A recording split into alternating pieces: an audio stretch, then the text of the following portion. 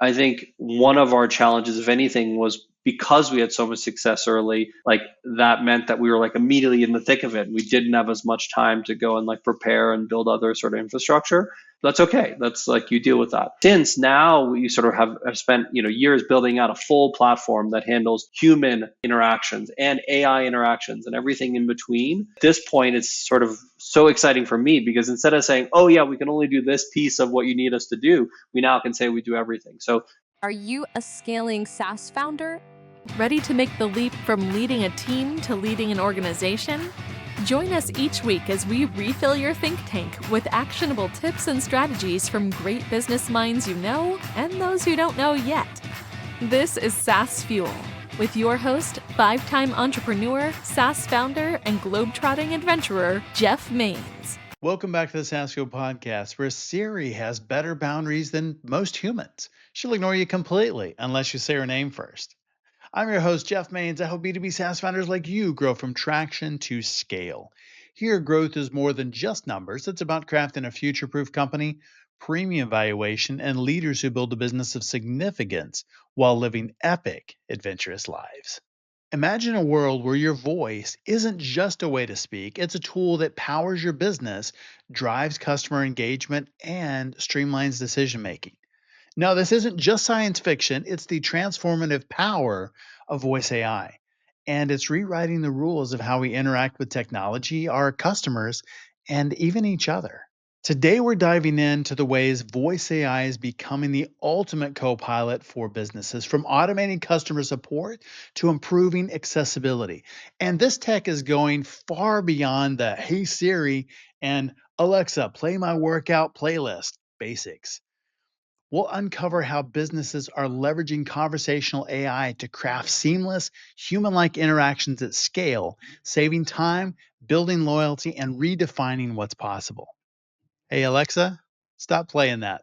We'll uncover how businesses are leveraging conversational AI to craft seamless, human like interactions at scale, saving time, building loyalty, and redefining what's possible. But here's the thing, like any tool, the impact of voice AI depends on how you wield it. Are you currently using it to genuinely connect with your customers, or just turning your brand into a robotic echo chamber? And what does it take to strike the perfect balance between automation and authenticity? So grab your headphones and your most curious mindset, because by the end of this episode, you'll be rethinking how your business speaks to the world and how the world listens back. Let's talk voice AI and the revolution that's quietly or not so quietly leading. Last week on our SaaS Fuel Expert Series, Michael Greenberg, founder and CEO of Third Brain Digital Operations, revealed how AI is revolutionizing sales and marketing. From developing tools that increase efficiency to addressing job displacement concerns, Michael shared strategies for leveraging AI while staying ahead of industry shifts. Curious how to build a robust infrastructure for an AI-powered growth? Don't miss that episode. Our founder last Tuesday was Luis Garcia, president of Pete. He shared how AI is transforming the landscape of workforce education, from personalized learning paths to keeping the human element alive in AI-driven training. Luis provided actionable insights for making training more engaging and effective all at the same time. If you're curious how your organization can scale learning without scaling resources or boredom, this episode has the answers. And if you miss either one of those, go back and give them a listen. Share them with your friends. Great stuff. My guest today is Alex Levin, co-founder and CEO of Regal.io, where he leads go-to-market teams in redefining how businesses connect with their customers.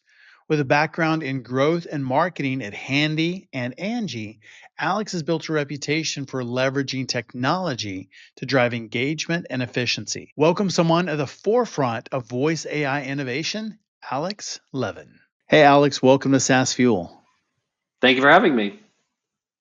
Well, you've had a unique journey from Handy to co-founding Regal.io. What problem did you see in the market that led you to create Regal.io, and how has that mission evolved? Sure. So my background is not contact centers, actually. I was more of a product leader and marketing leader. And funny enough, I was always told, don't worry, the contact center is just a cost center. And, funny enough, as they started eliminating interactions with the customers, I saw the revenue go down. And I go, wait a second, it's not a Yeah, cost center. that's not Like, cost. it's doing something to my revenue. So I started getting more involved and found a lot of sort of opportunity, really. I think for many years, the contact center had been treated like a cost center. And Yeah, perhaps in retail, if you're buying pencils, like, fine, that's true. But, as people sort of expected their healthcare to come online and, local services and insurance, more complicated industries, talking with your customer had always been part of those industries, and it's a necessary part of them, even if it's online. And so the role of the contact center changed, but the yeah. technology was stuck in the past. So the joke we use now is don't use software that's older than your agents. I know a lame dad joke, but still, it's true. A lot of the contact It center is. software was not built for these sort of companies that are coming online now. So when we were in the home services industry, we started trying to push the current providers to build new software, and they wouldn't do it. They told us, "Oh, you're wrong. Talking to your customer doesn't matter." We go, "Okay, that's a funny opinion." And eventually, we sort of, after trying to build some ourselves at our company, we said, this is a company in and of itself. So we left to start Regal on the premise that there should be a new technology for companies that are coming down the pipe, for the next generation of these companies. And the premise is going to be different. It's not going to be about eliminating every customer interaction. It's going to be about how do you figure out, how to perfect each interaction you are having. And that's using customer data. That's trying and testing new things. That's starting to use many more AI agents now, so that you're always available. And anytime the customer wants to talk to you, you are always available. And these are things that really weren't possible in the old systems. And I think we've been very lucky with Regal. We quickly found a set of customers in healthcare, insurance, lending, education, home services that saw the world the same way we did, and have really built with them to the place where we are now. I'd say the single biggest thing today is, how do you, move more and more into voice AI agents? The quality of those is just stupendous. And, it may not be able to do 100% of what your human agents are doing, but it definitely can do more than, zero. So, this Right. new world that we call the omni agent world, meaning a blend of human agents and AI agents, is what most of our customers are pushing us to do faster and faster. Yeah. In 2025, I mean, this is the year of the voice agent. Yeah, it feels that way. I Yeah. think, Yeah. a lot of people remember when, like, the iPhone first came out, and that was sort of a whole new interface, and everybody went out and built apps, and, like, 90% of those apps never went anywhere. And it'll be a Right. little bit the same. Like, let's be honest. Like, there is a new interface now, this voice AI interface, and there'll be an explosion of creativity, which is wonderful. And 90% of it won't work. And so that's fine. That's okay. Like, let's just all go into it knowing that. I think, there's a couple use cases already that have been sort of very successful. So as an example, in the contact center world, we have great data on what interactions are, what the outcomes should be, how you should do it. And so it's worked really well to, trade human agents, maybe an offshore human agent, for an AI agent. That's worked quite well. You have some cases in computer programming that have worked well. Again, pretty, understood, defined problems that the AI agents are helping with. And then there's use cases that, flopped, where people were building AI characters for you to talk with that, like, I don't know, didn't go anywhere maybe. So that's okay. And I think that's part of the creativity and destruction that will happen in this year.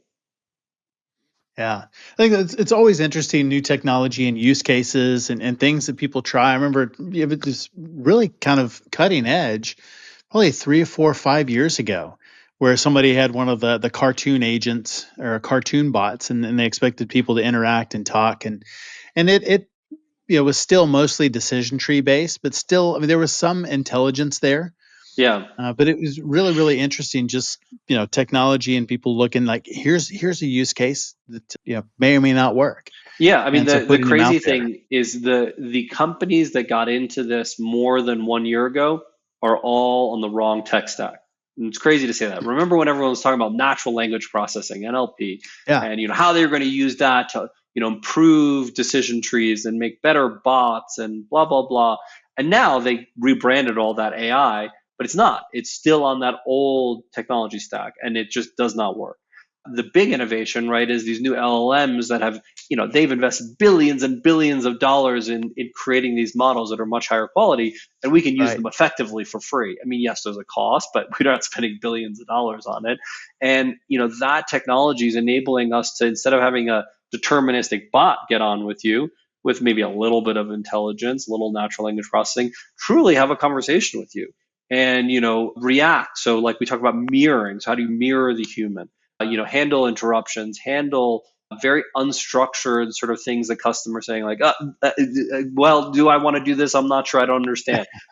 Handle different accents, handle very quiet speakers, handle people who say, oh, sorry, I need to go for a minute. Oh, can I come back? Let's start again. And handle it all with a figurative smile on their face, meaning, the AI just never get angry, never get upset, never quit, Right. And are perfect at taking feedback, right? If you say, hey, could you please handle this a little different way? Immediately the AI agent changes. It's not like a human that says, no, I think you're wrong. I'm going to do it my way, right? So there are real advantages. So people have often been asking like, are AI agents as good as humans? Yes, but it's not even the point. The point is, what can AI agents do that humans can't? And what is the Yeah. new operating rhythm that we're going to create in contact centers with AI agents now that we don't have to be beholden to some of the things that were holding us back? Yeah. And that's really interesting, just thinking about the emotional side of it. And people, tired, frustrated, had a bad call before, and now they're taking it out on the next person. And AI doesn't do any of that. And so it just, it adjusts immediately. It needs an attitude adjustment for, one person wants to be treated one way, or one person, mirroring a Yeah, person part of and the fun how they also is, talk. I talk with brands all the time, and they say, "Well, we spend a lot of time on recruiting to find the right people." Like I was talking with a brand that works in the pet industry. We only want people that love pets, have pets, and love pets. And I was talking to another brand. They go, "Well, actually, we like our agents to be kind of funny," and so we look for. And it's very hard in recruiting to go and do that. With AI agents, Yeah. I showed them in 5 seconds. I had created a AI agent that loved pets, and I'd created a AI agent that was humorous, and they crack jokes, and so again, it really changes the game when you no longer are limited by the staffing. Right. Right.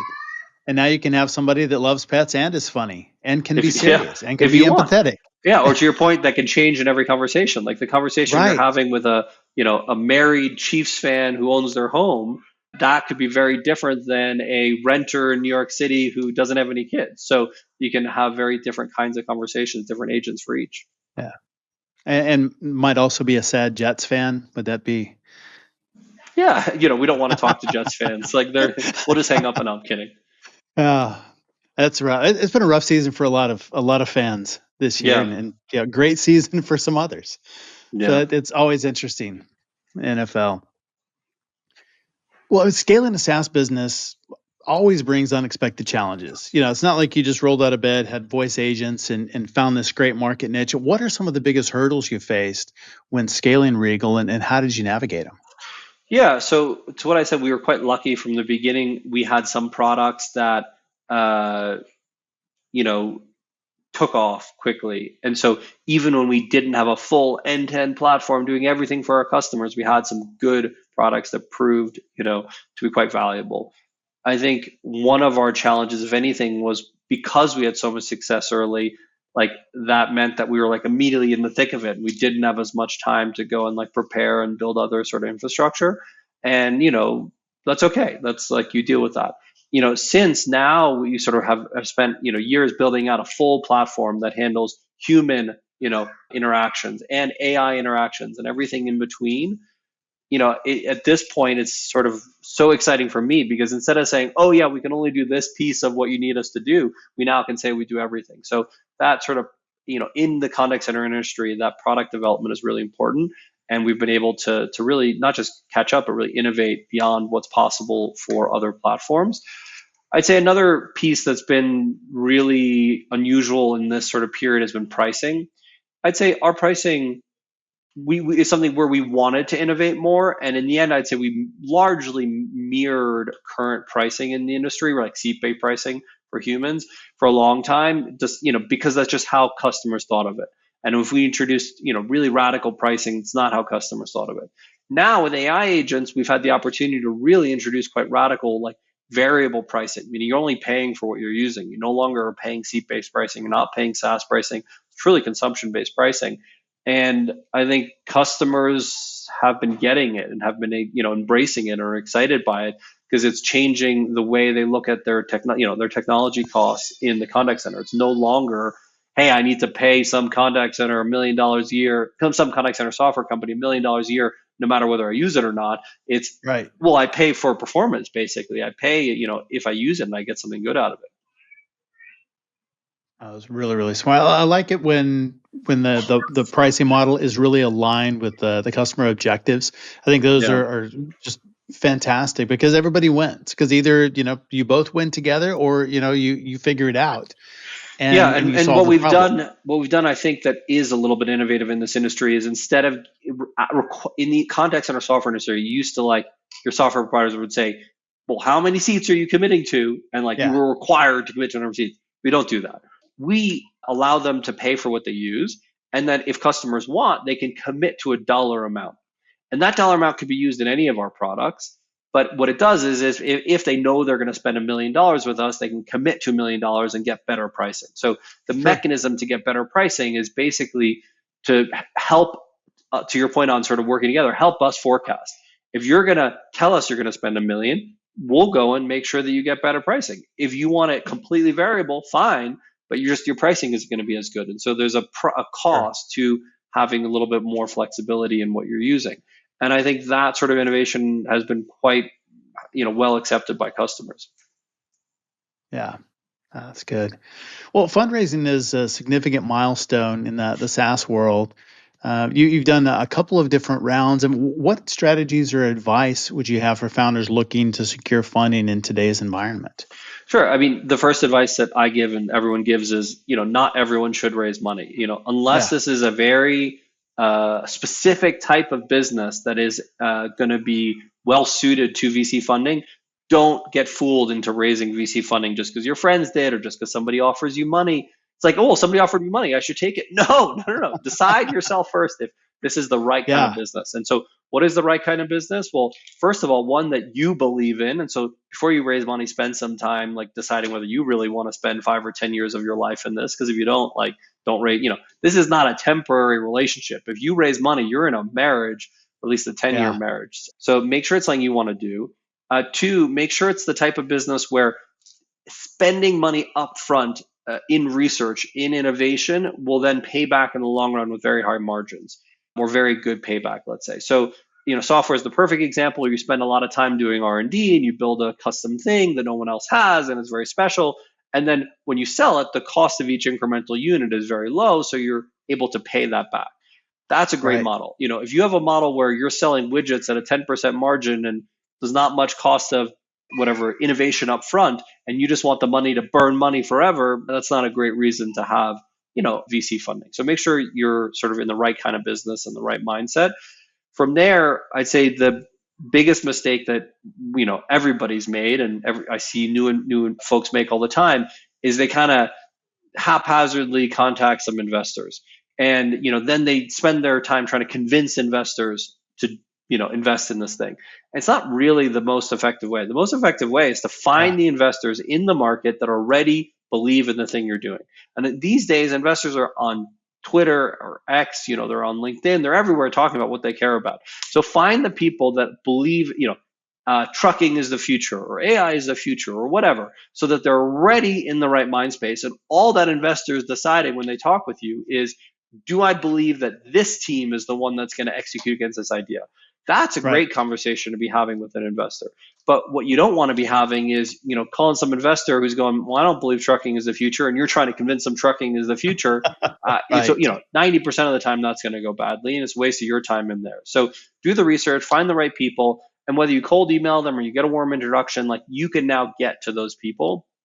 And I think, from there, if you're lucky, you find the right partners, and, whether it's advisors or angel investors or, the VCs, they will help you think through, how do you best make use of this money? Like, how do you take advantage of this moment?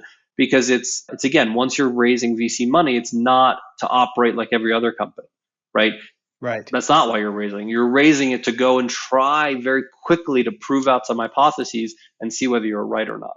And then, if you're wrong, try something else. And if you're right, like double down on that and keep going. Yeah. Yeah, even if you just in your example, if you convince the investors that don't think trucking is a future, if somehow you convince them to invest anyway, then it's going to be a horrible relationship, and Yeah.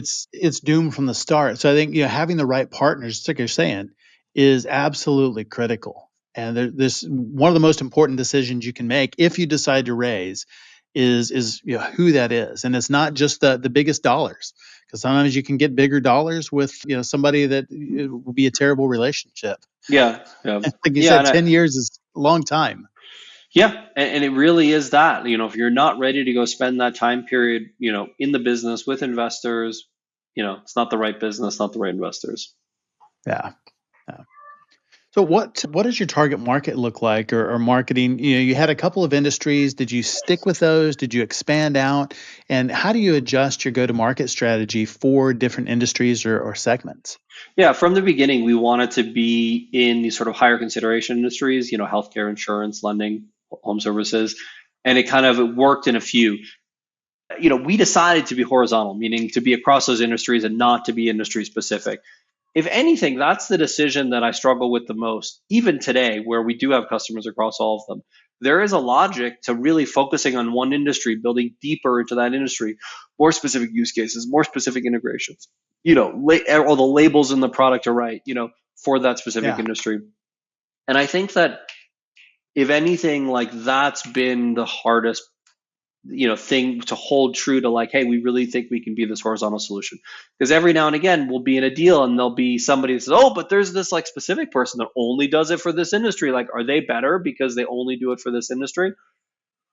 That's hard. So I think, Yeah. we have stuck true to those sort of four industries that, 4 or 5 industries we started with. But, we probably, one of our goals this year, and it's, now been 4 years that we've waited really to do this, is to get much deeper into each of the industries that we're in, for this reason, because we don't want to be seen as the horizontal platform. We want to be seen as the best platform for healthcare, the best platform for life Yeah. insurance, best platform for, auto lending. So we have to do that work to be much more specific. Yeah. I love vertical SaaS. But at the same time, there is definitely a case to be made for horizontal. And especially if you're talking about taking on funding, you almost have to have that in order to have a big enough TAM to get investors interested. And then the dollars that you really need to be able to penetrate those markets. Yeah, a lot of these, home services is plenty big, or life insurance, Sure. or auto like, yes, you can't be so specific that it's small, but the ones I mentioned are all big enough where we could have Yeah. raised funds just on that one market for sure. Yeah. It's always interesting how different founders think about that, and whether they really niche down and go really focused, or really wide. I think it's fascinating, just the thought process. Yeah.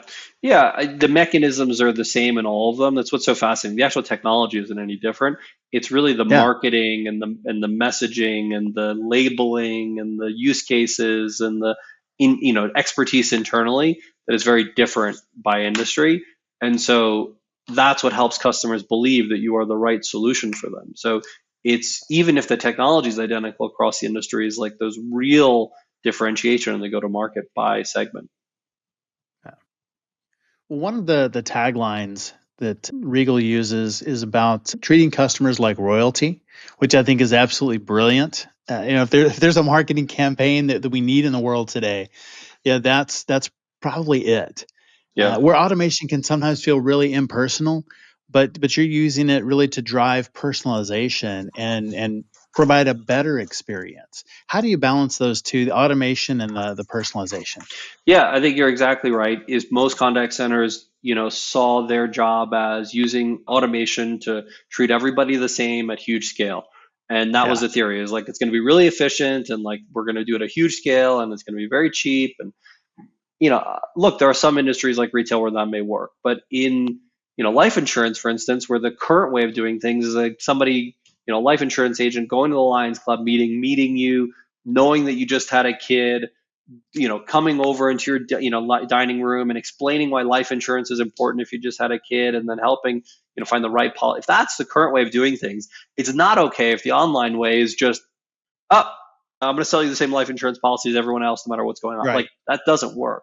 And so I think, especially in a world where you're in industries where the personalization, this sort of high touch model matters, yeah, you need to be able to invest in automation that can do that as well. And the beauty is, like, it is possible, right? So there are good tools now, and we've built a lot of them that allow you to use what you know about the customer in real time to personalize. If anything, the weakest link, and it's a weird way of putting it, but the weakest link for a long time was the agents. So an agent, even if you tell them, look, this customer talked with us twice and they're from Kansas City, the most they can do is get on and say, oh, I'm going from call to call. I see you're from Kansas City. You talked with us twice. AI agents, on the other hand, can go without breaking a sweat, can go, oh, I see you talked with Sally about this. You talked with Bob about that. Don't worry, it's all been covered. And I see the Kansas City Chiefs won yesterday. Because they're omnipotent and omniscient, I should say, not omnipotent, omniscient, Yeah. and they're always sort of on and operating, they can incorporate this in a way that feels much more like that person in your living room and much less like a cold call. So, to some extent, the advent of AI agents is going to massively improve the experience for customers. Yeah. Not turn into this like dystopian bot fueled, treat everybody the same. Like, it's going to be the savior, not the downfall. I like that. And really looking for that same experience was because some experiences were really good and some were really bad. And so are we really happy creating that same middle blah experience for everybody? Yeah. There's got to be more. And so I love that you're talking about that and really just elevating that experience for everybody instead of trying to find that middle ground, but making it a great experience personalized to the individual. And the important part is Fascinating. it will be cheaper for the business. So AI agents are a deflationary force, meaning that they will help bring down the cost of doing this, bring down the prices of products. Because instead of paying a human agent $25 an hour in the US to be in a contact center, you're paying an AI agent a fraction of that to do what is actually a more personalized interaction. So not only is it in many ways a better interaction for the human, but it's cheaper for the contact center. It's part of why we see a resurgence of voice, coming, because instead of having to push every customer to self-serve or to some like text-based channel, which was like cheap for humans to handle, you now can have a very nice voice interaction very affordably and efficiently. So many contact centers are going to be starting to reintroduce or push voice interactions much more, which will be nice for customers because you speak faster than you type. It's easier to emote. Yes. You're not going to have to go find their email and like go to their web chat and fill out 4 forms. You're just going to pick up the app and say, hey, I'm running 5 minutes late for the booking. Can you keep the person around? Yeah. Really nice. When customers are interacting with a voice agent, do they know it's an agent, or do they think it's a person, or does it matter? So it doesn't. I mean, we definitely don't hide that it's an AI agent. Like if you say, "Are you an AI agent?" It says yes. In terms of what's legally required today, it's kind of there's proposed rules. What will soon be is that for most calls, you will need to identify that it's an AI agent, and there's ways to do it so that the customer doesn't feel like it's a bad experience and doesn't hang up. And for outbound calls, you'll have to get a specific permission to call people from an artificial agent. Like you won't be allowed to just call anybody from an artificial agent without asking their permission for that. So there's some permissioning which is very valuable.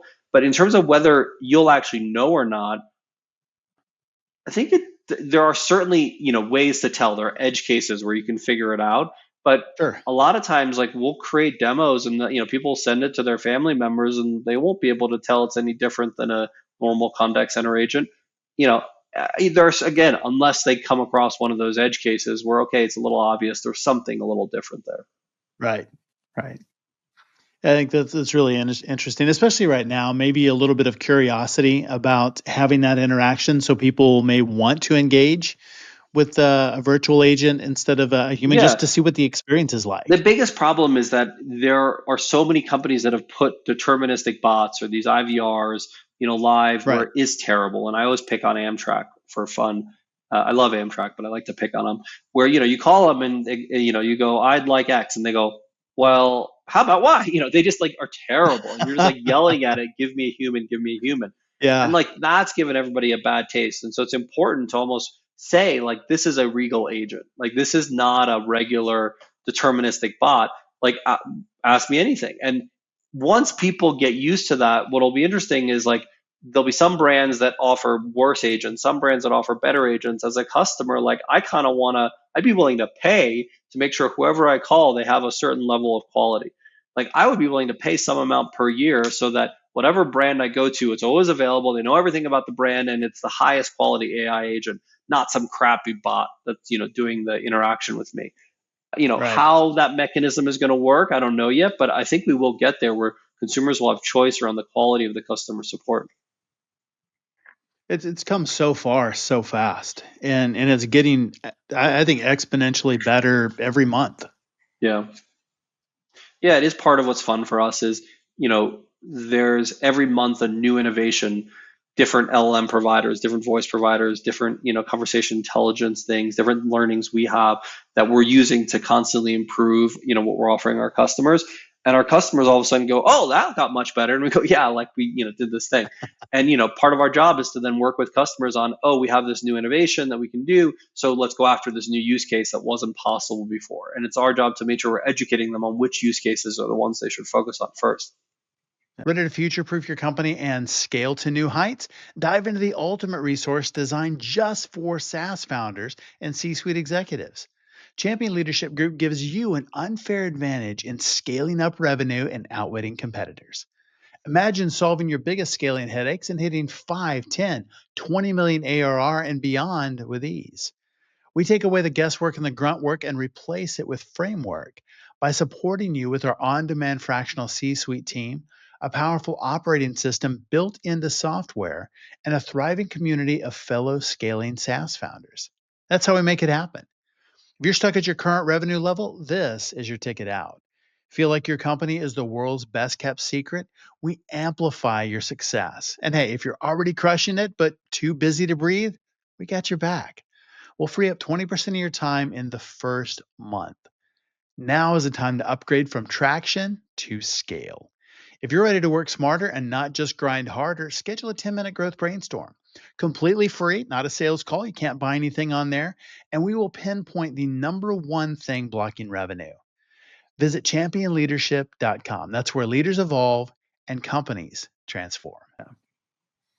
If we're looking at our own client success, customer service kind of function, how should we be measuring the impact of customer experience initiatives like this? And Yeah. what metrics would you say focus on to make sure that it's successful? Yeah, look, a big one is just cost savings. Like in the same way people went from onshore staffing to offshore staffing, and there were some Yeah. trade-offs in terms of what the agents could do and what the accents were and what the hours were and whatever. But in the end, like that was much cheaper. Like this is another transition like that where people go from offshore or even onshore to AI agents, and the cost will come way down. And there are some trade-offs about what the agents can do well and what they don't do well. So cost is definitely a big part of the story.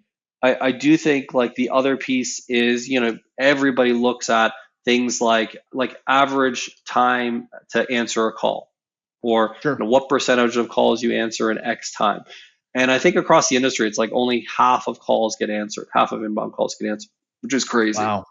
And for an outbound call, let's say you go to some site and you're looking for life insurance, like how fast do they call you back? Is it within hours? Is it within seconds?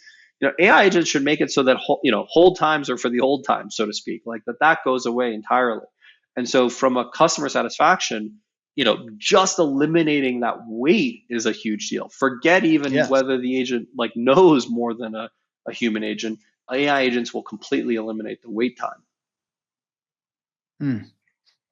I like that. Old time is for old time. It's good Yeah, hold stuff. times are for the old times. Yeah, it's coming. You know, there's no, even today, like companies that are not doing it are going to lose customers, right? Because you're going to Yeah, call some company and they're going to put you on hold saying, we really appreciate your business and care about you deeply, but our agents are not available. And you're going to go click and go to the company that answers your call immediately. exactly. Exactly. Yeah, it always annoys me when I call and it's like, 4 o'clock on, a Thursday or Friday. Mhm. And, oh, we're closed. Like, what do you mean closed? Yeah. Yeah, or like, I was on a last night, I've got very good luck traveling recently, but last night all of a sudden, like, there was a big problem with the flights, and like, it was 8 p.m. and I was trying to call around, you know, car services were closed, and the airlines were sending me to whatever, and it's like, how in this day and age am I not, like, Right. you're working, like, and I got, a flight canceled, like, how can I not get help in this moment? Yeah. Exactly. Well, SaaS businesses also live and die by their metrics. So, what metrics have been most critical for you in managing Regal? Yeah, look, the ones that we watch the most, we definitely look at things like, what are our sales funnels and things like that in terms of new customers. But I'd say the most important is, net dollar retention, NDR. For every dollar a customer pays us a year ago, what are they paying us today? It's a good indication of, are we truly providing value for our customers, and are they continuing to use more of Regal? In order to figure out, like, that's kind of an output. In order to figure out the inputs for that, we look a lot at, what is the ROI of Regal? So for every dollar they're spending on us, for every, new experiment they're doing, new call, new way of doing things, like, what is the impact on their business? And, usually it goes in one of three buckets: CSAT, increase revenue, or reduce cost. And there's a bunch of metrics in each. But how are we having an impact on CSAT, reducing revenue, or increasing revenue or reducing cost? And, if we're doing a good job of tracking that and helping our customers see that, then the NDR, the net dollar retention, will happen automatically. If we're not doing a good job of constantly showing our worth, why would the customer keep using us, let alone use us more? Uh, how do you stand out in a market? I mean, there's been lots and lots of AI solutions rolled out. It's getting noisy, probably noisier by the day with new things, and AI is all the rage. How do you stand out in a market when you really do have a true AI solution where a lot of the other ones, it's kind of smoke and mirrors, and Yeah. it's two letters slapped onto what they were doing the same way 2 years ago.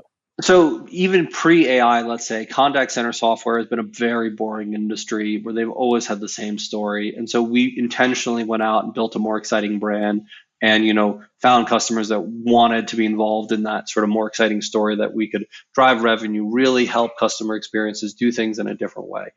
I think, to your point, and in that market, like, I think we can continue to do a better job of making that sort of clear, that we are different and bolder. AI is hard because, to your point, a lot of people just added the letters AI. The Yeah. reality is, there's only, if I really think about it, there's only two or three companies in the voice AI agents that legitimately do a good job for mid-market enterprise customers. So those are really the ones that we're competing with today. Sure, do I get on calls and I hear about other ones? Yeah, but it's very easy for me to get those people to realize those are not really in the consideration set, and here are the sort of two or three that are in the consideration set. In that consideration set, I don't actually mind who you pick, which is a weird thing to say. Like, I'm a very competitive person and I want us to win. But if you're picking one of those two or three that I think are great, okay, fine. The market is so big that there will be plenty of room for all three of us. So, do I think today we are the best of those three? Yes. And it takes us continuing to invest and innovate to continue to be the best. And I'd love them to choose us. But look, as long as they're choosing one of those, like, I don't feel bad. Now, where I want to rip my hair out and, like, help the people not make bad decisions is when they don't pick one of those two or three, either because they haven't heard of them, or their evaluation process was strange, or they already have a relationship, so they just use somebody because they have, like, that's where I pull my hair out. I'm like, guys, Yeah. you're not using anything close to what the best product is in the space. You're just somebody, did some flash and noise and whatever, and you're going in the wrong direction. So in the long run, I hope that less of that happens, and, people are more educated. But yes, in the beginning, when there's a lot of noise, that can happen. Yeah. Well, one of the things that does make your solution stand out is the journey builder concept. I mean, talk a little bit about that. What does it look like in practice, and how does that deliver value?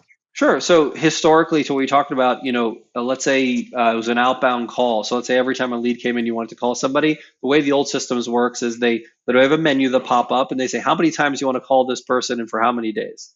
And you'd say, like, 3 times a day for 3 days. And that was it. And why do you think you get 3 calls a day for 3 days? It's because that's how the systems were built. And, Right.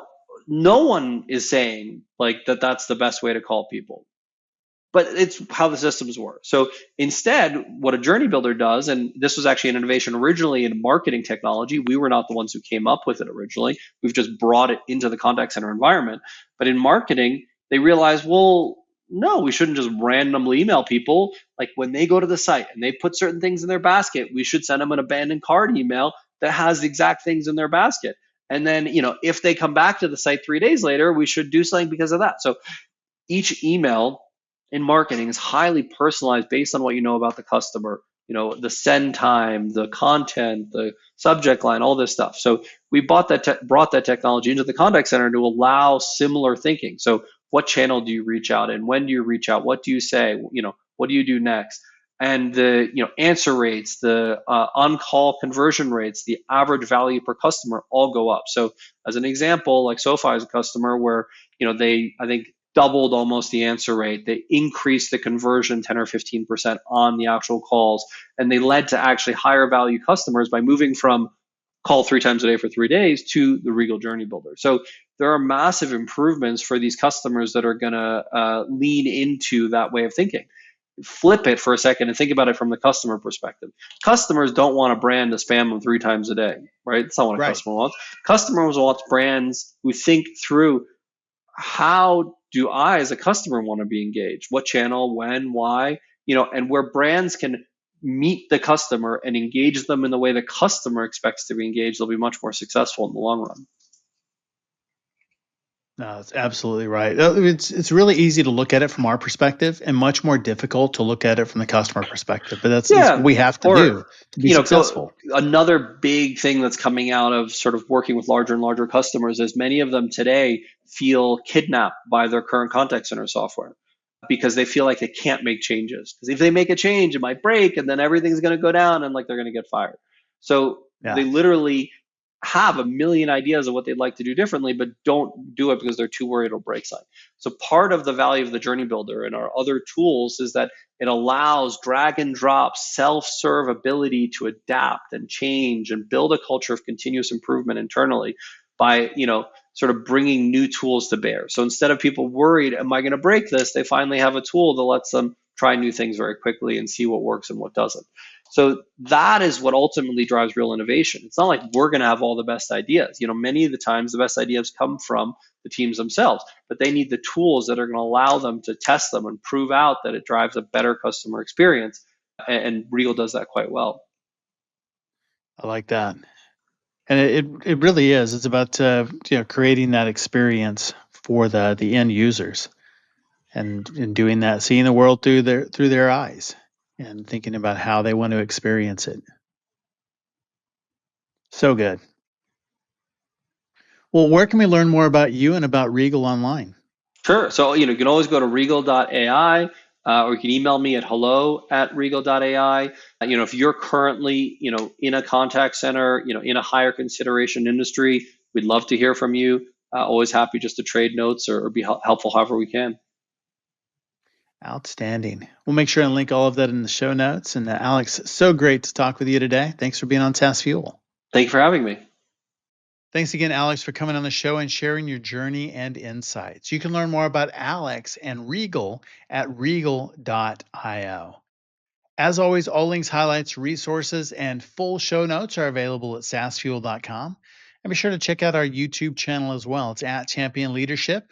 We've got full video episodes, shorts, outtakes, trainings, lots of stuff over there for you. And thought leaders share. Everyone who shares this week gets a limited edition voice AI butler, fully programmed to remind you of all your to-dos in a Scottish accent, while offering unsolicited life advice. Wow, that's cool. Fancy and judgmental at the same time. What if your speaking gigs could become your most strategic growth lever? Join us Thursday as Blair Bryant Nichols reveals how founders and leaders can transform their speaking platforms into powerful tools for brand visibility and business success. If you've ever wondered how a fractional CFO can fuel your growth while keeping costs in check, tune in next week for Dan DeGollier's expert strategies. Ever wondered how a fractional CFO can fuel your growth while keeping costs in check? Come back next Tuesday for Dan DeGolier's expert strategies on building financial confidence and scaling your SaaS business with precision. I'll see you next time, and as always, enjoy the journey. Thanks for listening to SaaS Fuel. Full show notes for each episode, which includes a summary, key takeaways, quotes, and any resources mentioned, are available at saasfuel.com. Be sure to follow and subscribe wherever you listen to podcasts. And if you're enjoying the content and getting value from these episodes, please leave us a rating and review at ratethispodcast.com/SaaSfuel. We'll be sure to read these out on future episodes.